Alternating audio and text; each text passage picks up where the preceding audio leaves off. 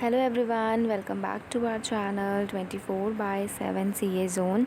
आई hope आप सभी लोग बहुत अच्छे होंगे और अपनी तैयारी अच्छे से कर रहे होंगे। तो आज के सेशन में मैं कवर करूँगी कंप्यूटर में इंपॉर्टेंट क्वेश्चंस आपके लिए।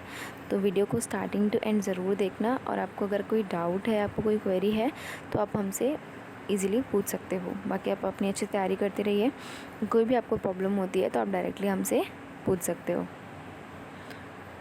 तो स्टार्ट करते हैं आज का वीडियो। बाकी आप टाइम टेबल देख सकते हो, अपनी क्लासेस आपकी कौन सी है उसके हिसाब से आप सारी क्लासेस कर सकते हो। तो मंडे टू सैटरडे तक इसमें सारी क्लासेस दे रखी हैं। आप आई नो आप लोग कर ही रहे होंगे क्लासेस, बट फिर भी एक just for the quick reminder मैंने आप टाइम टेबल शेयर किया है। तो स्टार्ट करते हैं आज का सेशन। तो फर्स्ट क्वेश्चन है, personal computer use a number of chips mounted on a main circuit board, what is the common name for such boards. यानी पर्सनल कंप्यूटर के मुख्य सर्किट बोर्ड में कई चिप लगी होती हैं, इस बोर्ड का कॉमन नेम क्या है? ए एथरनेट, बी मदरबोर्ड, सी रेड बोर्ड, या फिर डी ग्रीन बोर्ड। उस बोर्ड का नाम क्या होता है, इसमें आपको बताना है इसका क्या आंसर होगा। तो इसका राइट आंसर क्या होगा गाइस? B motherboard. तो बी मदर बोर्ड आपका राइट आंसर हो जाएगा, यानी B motherboard is the right answer. The common name for such board is motherboard. ये आप याद रखिएगा, मदर बोर्ड आपका सही आंसर होगा। उसके बाद नेक्स्ट क्वेश्चन पर आते हैं। नेक्स्ट क्वेश्चन तो बहुत ईजी है और सब लोगों को इसका आंसर पता होगा, आई एम श्योर। तो UPI is an dash payment service. तो यूपीआई जो है वो कौन सा पेमेंट सर्विस है? ए ऑफलाइन है, बी मोबाइल है, सी कैश पेमेंट, या फिर D online.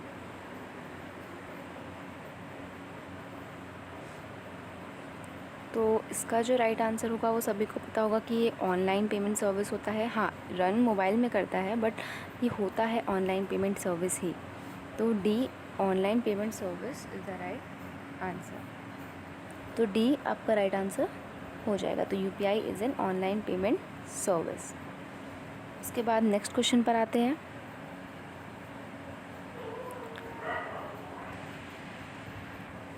A gigabyte is equal to, यानी 1 गीगाबाइट समतुल्य है ए ऑफ 1000 किलोबाइट, यानी 1000 किलोबाइट के, बी ऑफ 1024 मेगाबाइट्स के, यानी 1024 मेगाबाइट के समतुल्य है, सी 1024 इंटू 1024 मेगाबाइट्स, या फिर डी 110 मिलियन मेगाबाइट के, यानी 1 करोड़ मेगाबाइट के समतुल्य है, यानी इक्वल है। तो a gigabyte is equal to, तो इसका राइट आंसर क्या होगा? तो a gigabyte is equal to of 1024 megabyte, यानी बी। तो बी 1024 मेगाबाइट आपका राइट आंसर हो जाएगा। तो इसका राइट आंसर क्या हो जाएगा? बी ऑफ 1024 मेगाबाइट्स, यानी 1 गीगाबाइट जो समतुल्य है वो है 1024 मेगाबाइट के समतुल्य है।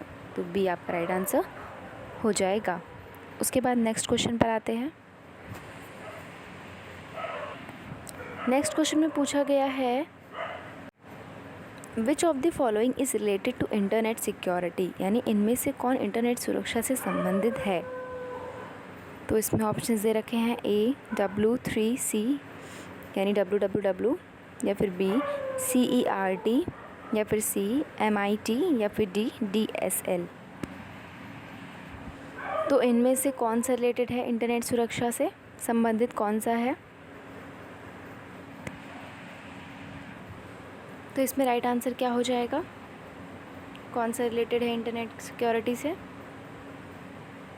तो इसका राइट आंसर होगा बी CERT। तो बी आपका राइट आंसर हो जाएगा। इसका फुल फॉर्म होगा कि कंप्यूटर इमरजेंसी रेडीनेस टीम। तो ये जो है आपका इंटरनेट सिक्योरिटी से रिलेटेड है। तो CERT is the right answer. तो B is the right answer. उसके बाद नेक्स्ट क्वेश्चन पर आते हैं।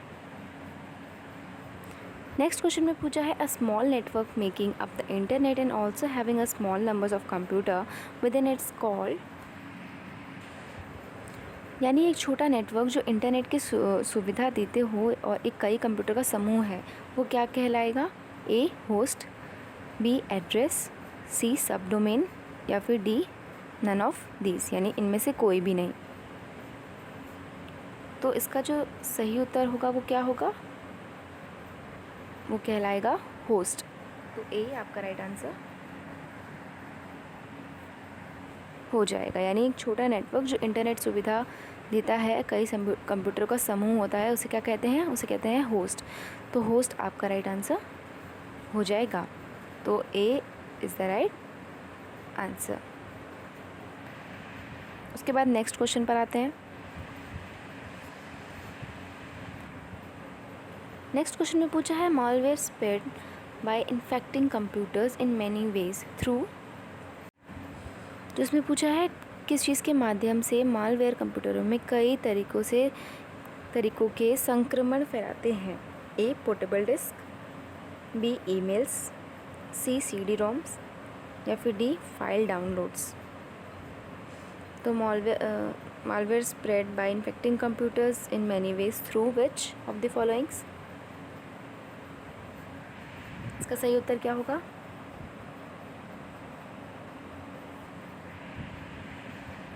तो इसका जो सही उत्तर हो जाएगा वो हो जाएगा ईमेल्स। तो बी ईमेल्स आपका राइट आंसर हो जाएगा, यानी malware spread infecting computers in many ways through, email के द्वारा, ईमेल के माध्यम से मालवेयर कंप्यूटर में कई तरीकों से संक्रमण फैलाते हैं।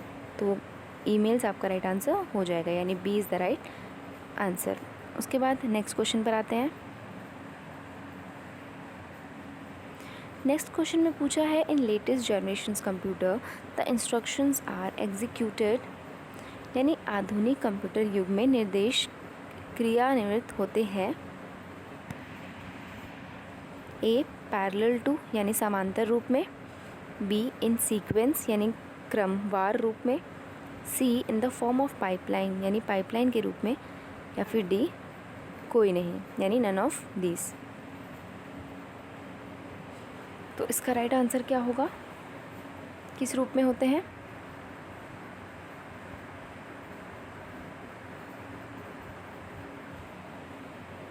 इसका जो राइट आंसर होगा वो होगा नन ऑफ दीज, यानी डी, इनमें से कोई भी नहीं। तो ये D is the right answer. और जो लेटेस्ट जनरेशन्स है उसमें जो कंप्यूटर के इंस्ट्रक्शंस है वो पैरेलल और सीक्वेंस दोनों ही में ही आते हैं। तो बोथ पैरेलल एंड सीक्वेंस अगर क्वेश्चन में आएगा तो आप उसको टिक करिएगा कि both parallel and universe is the right answer, यानी बोथ ए और बी आपका राइट आंसर हो जाएगा। अगर क्वेश्चन में दिया रहेगा दोनों ही ऑप्शन तो आप दोनों ऑप्शन को टिक करिएगा एक साथ, बट अलग अलग करेंगे तो आपका आंसर गलत हो जाएगा। इसलिए पैरेलल और सीक्वेंस दे रखा होगा किसी ऑप्शन में तो ही आप उस ऑप्शन को टिक करेगा, अदरवाइज़ आप नन सेलेक्ट कर दीजिएगा। तो इसमें तो अभी आंसर नन ऑफ दीज है, तो none of these is the right answer. उसके बाद नेक्स्ट क्वेश्चन पर आते हैं।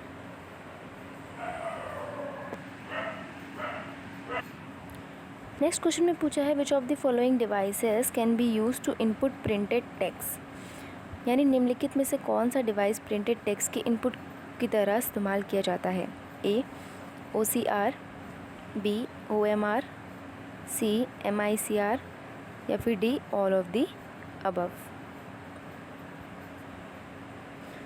तो इसमें क्या होगा आपका सही उत्तर?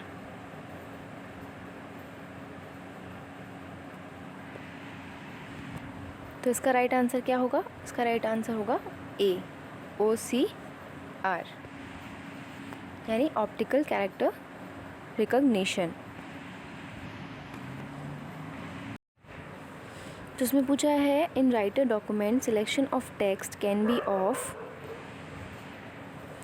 यानी जो राइटर डॉक्यूमेंट में टेक्स्ट का सिलेक्शन हो सकता है। ए सिंगल वर्ड और वन लाइन, बी पैराग्राफ, सी होल डॉक्यूमेंट या फिर D all of the above.